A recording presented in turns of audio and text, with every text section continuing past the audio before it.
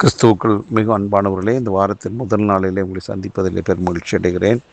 தினம் ஒரு தூதன் வழியாக உங்களை சந்திப்பதிலே சந்தோஷப்படுகிறேன். இந்த நாளிலே ஏசாயா தீர்க்கதரிசன புஸ்தகம் 64வது அதிகாரம் 8வது வசனம்.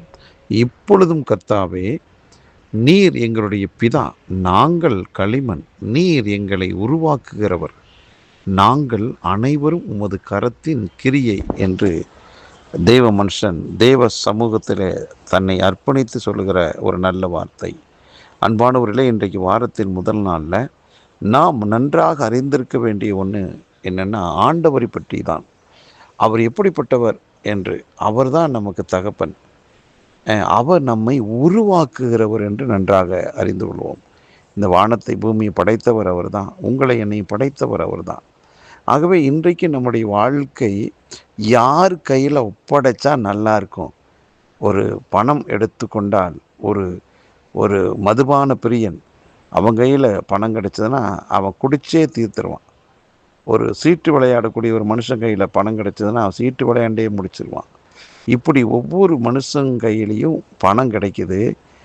எந்த மனுஷனுடைய கையில் கிடைக்குதோ அது அந்த வழியிலேயே போயிடுது.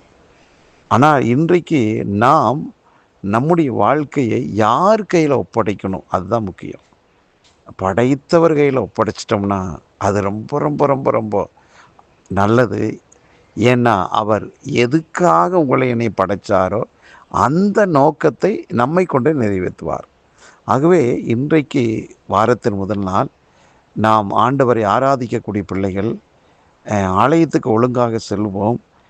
ஆண்டவரே, ஒரு களிமண்ணை போல உங்கள் கையில் என்னை படைத்த தெய்வமே, உங்கள் கையில் என் வாழ்க்கையை களிமண்ணை போல தர்றேன், என்னை உம்முடைய சித்தத்தின்படி என்னை உருவாக்கும் ஆண்டவரே என்று சொல்லி இன்றைக்கி ஒரு அர்ப்பணிக்கிற ஒரு நல்ல நாளாக இந்த நாளை நீங்கள் தேர்ந்தெடுங்களேன்.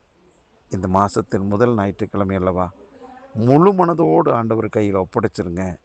அவர் தமக்கு பிரியமான ஒரு பாத்திரமாய் உருவாக்கி உங்களை விலையேறப்பெற்ற ஒரு பாத்திரமாய் உருவாக்கி உங்களை ஜொலிக்க செய்வார். ஆகவே உங்கள் வாழ்க்கை சிறக்கும், உங்கள் வாழ்க்கை ஜொலிக்கும், உங்கள் வாழ்க்கை மற்றவங்களுக்கு ஆசீர்வாதமாகவே அமையும். ஆகவே எந்த வேலையாக இருந்தாலும் அதை ஒதுக்கி வைத்து விட்டு வாரத்தின் முதல் நாள் இந்த நாளில் கர்த்தரை ஆராதிப்பதற்கு தனியாக, குடும்பமாக, குழுவாக, நண்பர்களாக சேர்ந்து செல்லுங்கள். அங்கே உங்களை அர்ப்பணியுங்கள். அவர் உங்களை நல்ல பாத்திரமாய் உருவாக்குவார். அது விலையேறப்பட்டதாக இருக்கும். ஜெபிக்கலாம். நல்ல பிதாவே, இந்த நல்ல நாளுக்காக நன்றி. எங்களை களிமண்ணை போல உங்கள் கருத்தில் ஒப்பு கொடுக்குறோம்.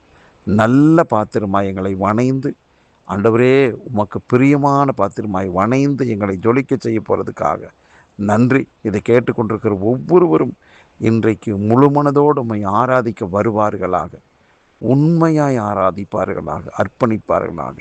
எல்லாருடைய வாழ்வும் வெற்றி சிறக்கட்டும். ஒவ்வொருவரை வாழ்த்தி ஆசீர்வதிக்கிறேன். இந்த நாள் ஒரு மனமகிழ்ச்சி நாளாக அமையட்டும்.